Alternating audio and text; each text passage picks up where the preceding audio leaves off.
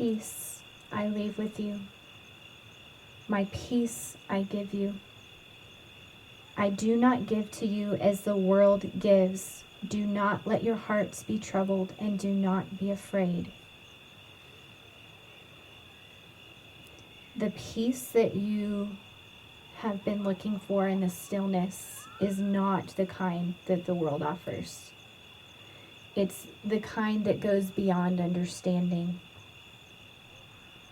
It's the kind that in Philippians says, do not be anxious about anything, but in every situation by prayer and petition with thanksgiving, present your requests to God. Which, by the way, I love that it says with thanksgiving, present your requests to God, because so many times I like to thank God before he does something.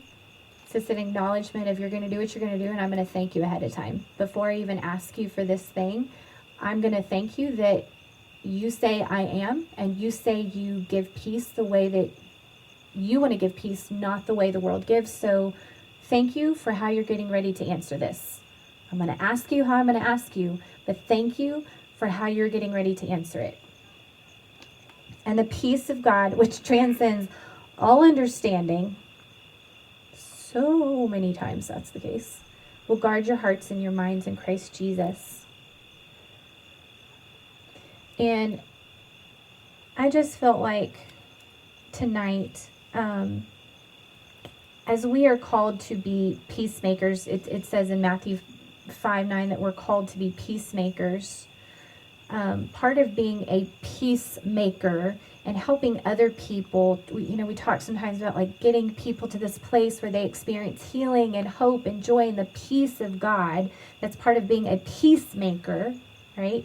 We have to first get people to this place of quiet and stillness, reflection, where they're asking questions.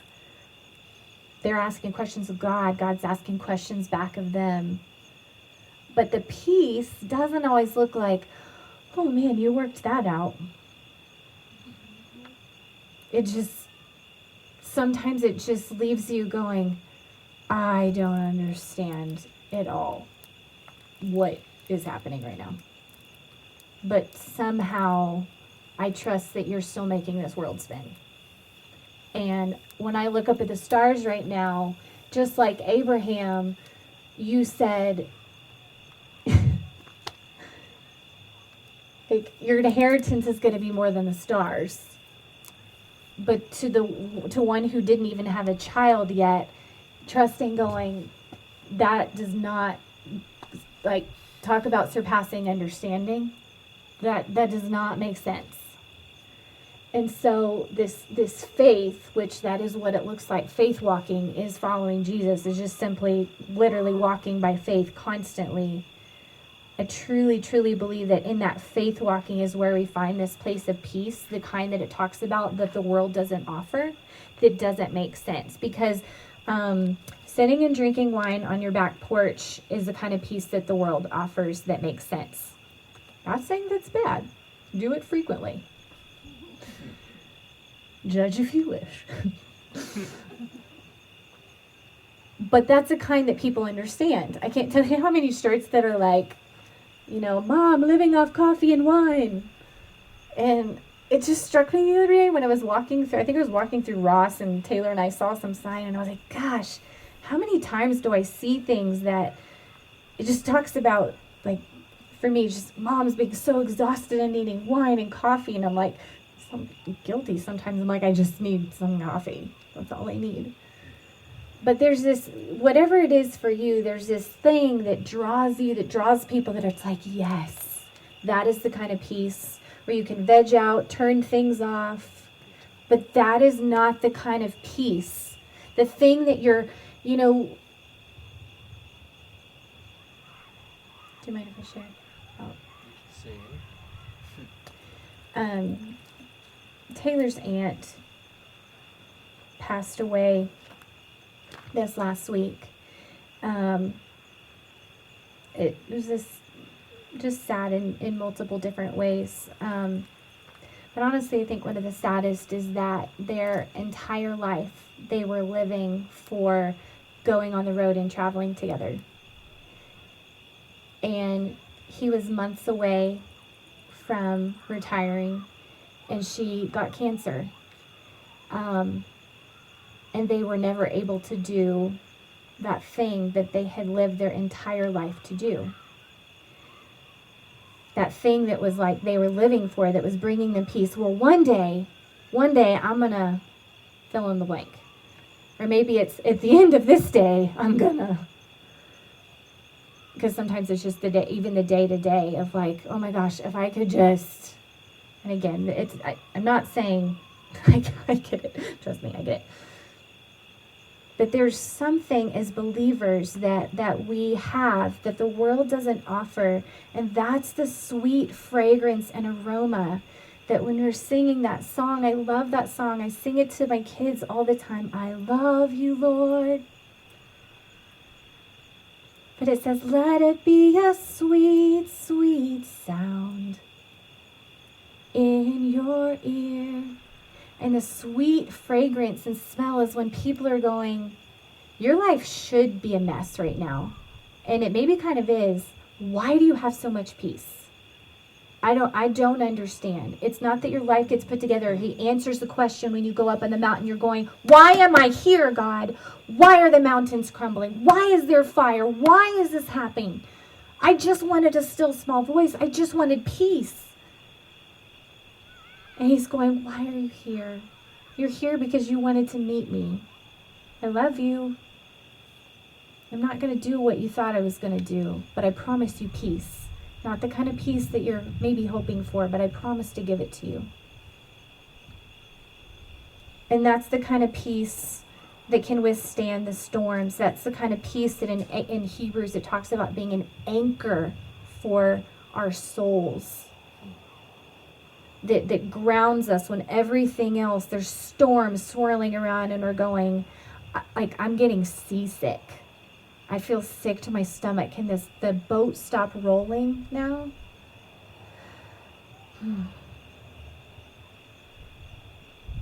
And sometimes Jesus calms the storm. And sometimes he's just in it with you. The kind of peace where he's just in it with you, that's the kind of peace that the world doesn't understand. When everything gets calm, people are like, oh, well, yeah, it makes sense that you have peace now. But the kind when your boat is still rocking and he's still in it, and when you can look at him and be like, we're going to be fine, right? That's the kind of peace that the world's looking for, that they don't have. That we have. We have that kind of peace. We have that kind of hope. That's what the world needs right now. So if you are in a place where you're like, everything is a mess, you literally could be in no better place to be the light of Christ. You could be in no better place to be a witness to the person sitting next to you, to the person on the plane, to the person that is a mess in front of you that you're trying to minister to and you're going, I have nothing to say to you. There is literally no better starting place than being a complete mess and going, but we have a peace that can not calm the storm, but that's an anchor in the storm.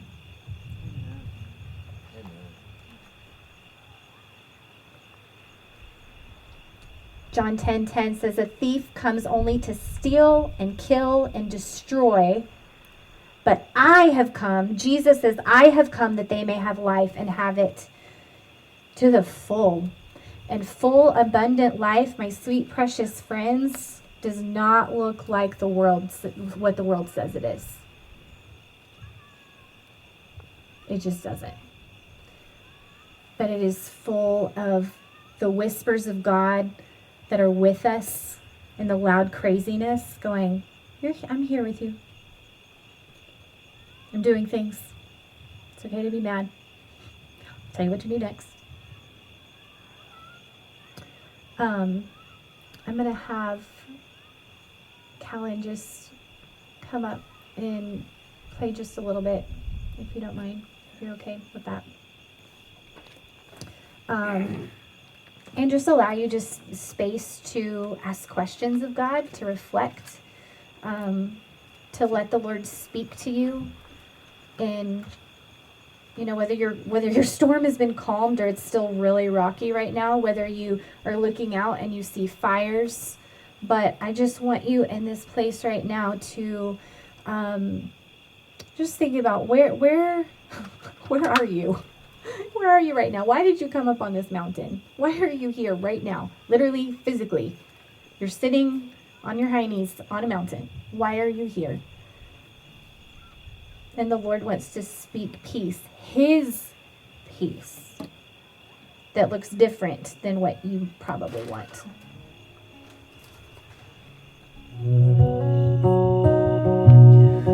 Give me Jesus.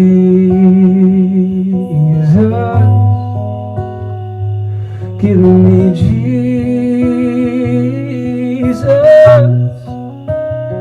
You can have all this world. But give me Jesus.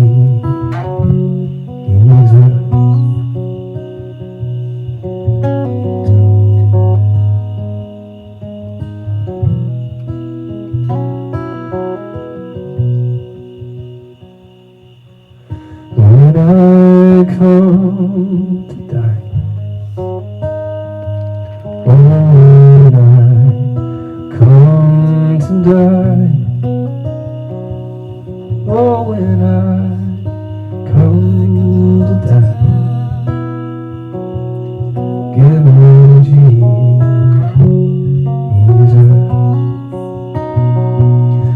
give me Jesus.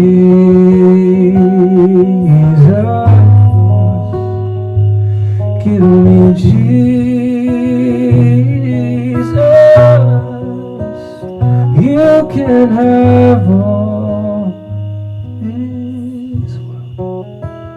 You can have all this world.